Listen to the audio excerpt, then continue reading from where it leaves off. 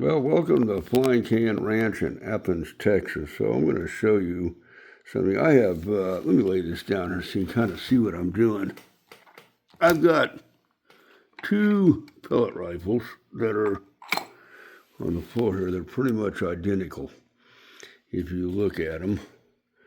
And this one, I think I reviewed this a while back.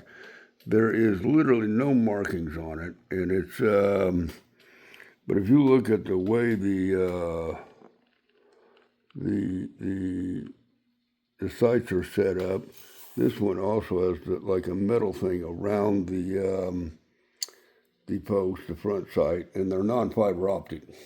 Okay, so keep that in mind. And then I have this other one.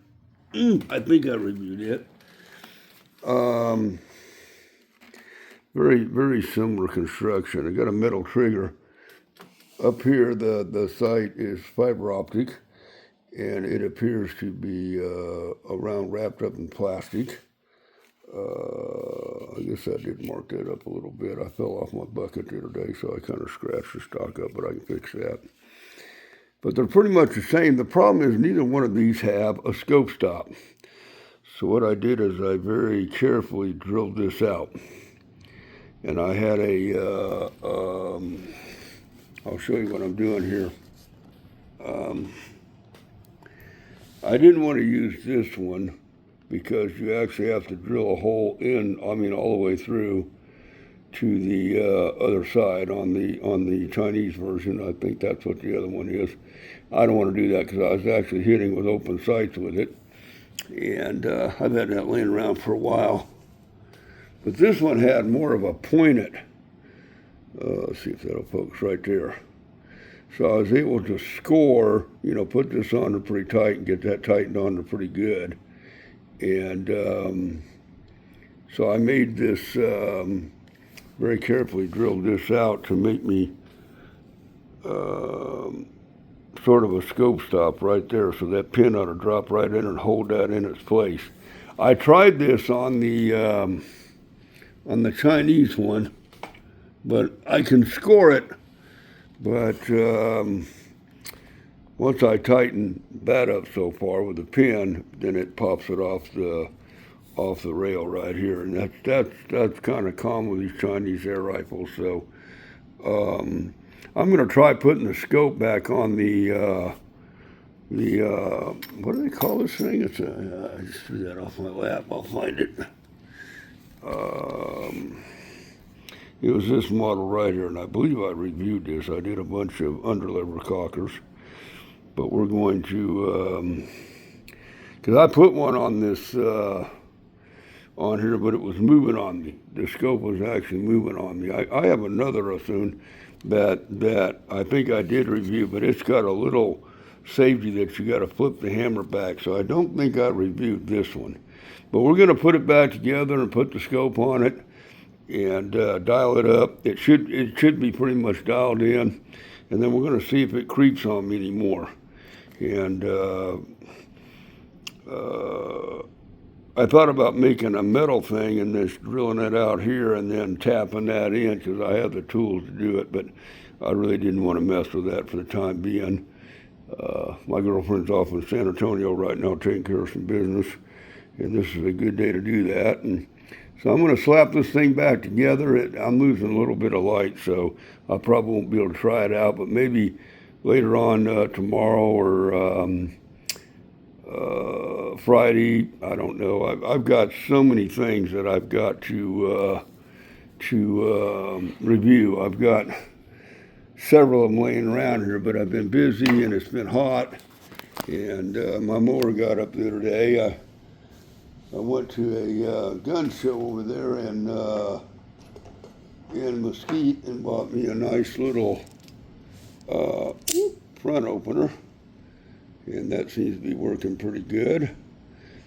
And while I was at it, I snagged a broker. This one here is a Texas Elite, and this is the one that supposedly is D2 steel. And I got a pretty good edge on that. I've got another one that's a little different. It's laying up here somewhere, but I bought a Boker. Yeah, like this one. I like this one a lot. It sharpened up pretty good, but the Texas Elite did too, so it just flips right open. And I had a guy I used to work with, and I found one of those Buck 110 auto openers, and I texted him when I was up here at the Mesquite Gun Show, which is a great gun show, much better, I think, than the one in Waxahachie. One in Waxahachie, the things were a little high, but he made me a good deal on this one. And when I bought the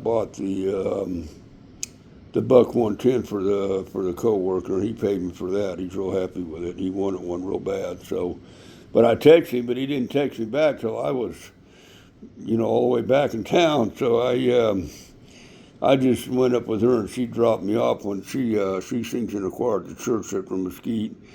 So I just got both those picked up, and I bought the big blue one the day before. So I had to get an entry fee again, $12, not bad. Yeah, I picked those up. So, but got me some new. Not to get off track too much, I bought me some pretty interesting.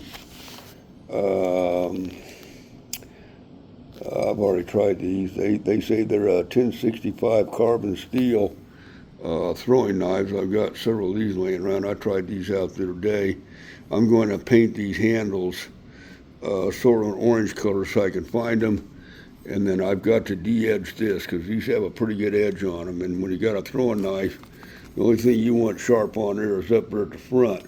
That puppy flies back at you and it's going to hurt you bad. I clipped my leg the other day with one.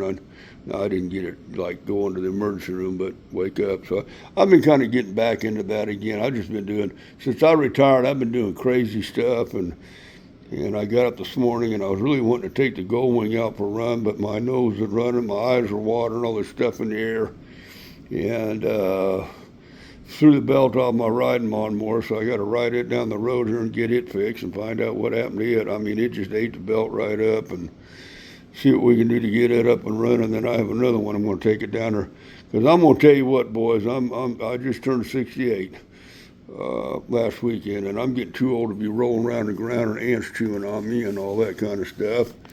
So I've got all this stuff I need to review. I've got a really cool CO2 over there against the wall. I need to review with it. I got something down in that little box that I'd like to review. That's been kind of interesting. Just got a lot of things, and I got one in the other day, and it did not work. It just, you couldn't put it back in safe, and it just blew the CO2s out. I tried 3 of them. I got a hold of the seller, so we finally got that shipped back to him, and I'll get a reimbursement, and if I remember correctly, I'll just get it from Air Gun Depot and be done with it. And little mini Uzi, try that out, see what happens. But I'll get this posted up, and we'll see how it turns out. That's the way we do it at the Flying Can Ranch, and we will catch you later. Oh, I gotta shut this.